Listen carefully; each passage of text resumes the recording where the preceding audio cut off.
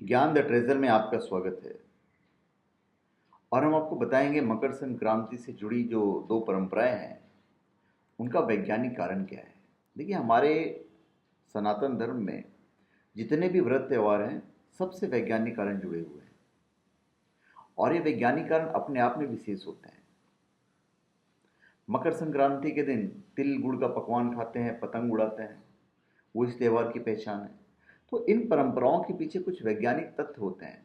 यही हमारे सनातन धर्म की पहचान। हम यूं ही कुछ भी नहीं शुरू कर देते हैं करना।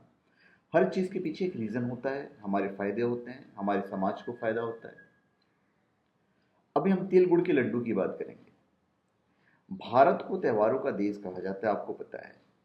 भारत में त्योहारों की बात हो और मिठाई ना हो तो ऐसा नहीं हो सकता है।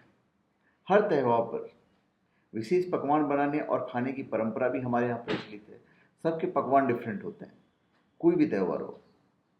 मकर संक्रांति के अवसर पर विशेष रूप से तिल और गुड़ के पकवान बनाने की और खाने की परंपरा है और बांटने की परंपरा है। यही तिल व गुड़ के स्वादिष्ट लड्डू बनाए जाते हैं, तो कहीं चक्की बनाकर या चकली बनाकर तिल और गुड़ का सेवन किया जाता है। जो माँ होती है वो सुबह सुबह अपने बच्चों को तिल और गुड़ खिलाती है।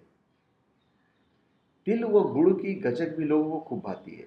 मकर संक्रांति के पर्व पर तिल और गुड़ का सेवन करने के पीछे वैज्ञानिक आधार है।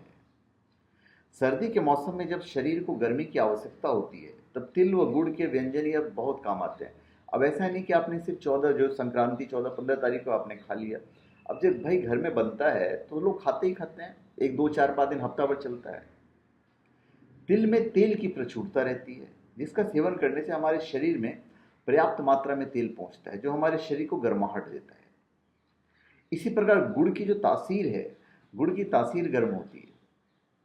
तिल व गुड़ को मिलाकर भी व्यंजन बनाए जाते हैं, जो सर्दी से हमारे शरीर में आवश्यक गर्मी पहुंचाती है। यही कारण है कि मकर संक्रांति के अवसर पर तिल और गुड़ के जो व्यंजन है वो प्रमुखता से बनाए जाते हैं।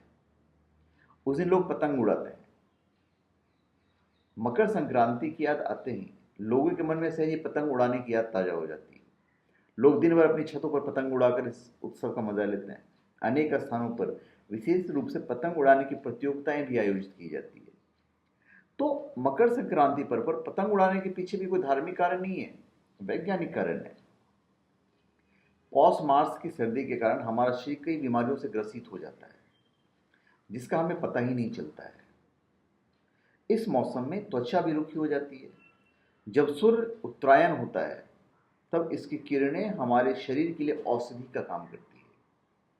पतंग उड़ाते समय हमारा शरीर सीधे सूर्य के किरणों के संपर्क में आ जाता है, जिससे अनेक शारीरिक रोग स्वतः ही नष्ट हो जाते हैं। यही कारण है कि मकर संक्रांति पर लोग पतंग उड़ाते हैं, और कोई वजह नहीं है। तो ये सारी चीज़ें जो हैं हमारे ऋषि मुनियों ने बड़े सोच समझ कर बनाए हैं और हमें उन चीज़ों को फॉलो करना चाहिए।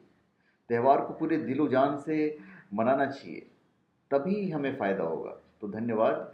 आप हमारे चैनल पर सब्सक्राइब करें और अपने कमेंट दीजिए। धन्यवाद।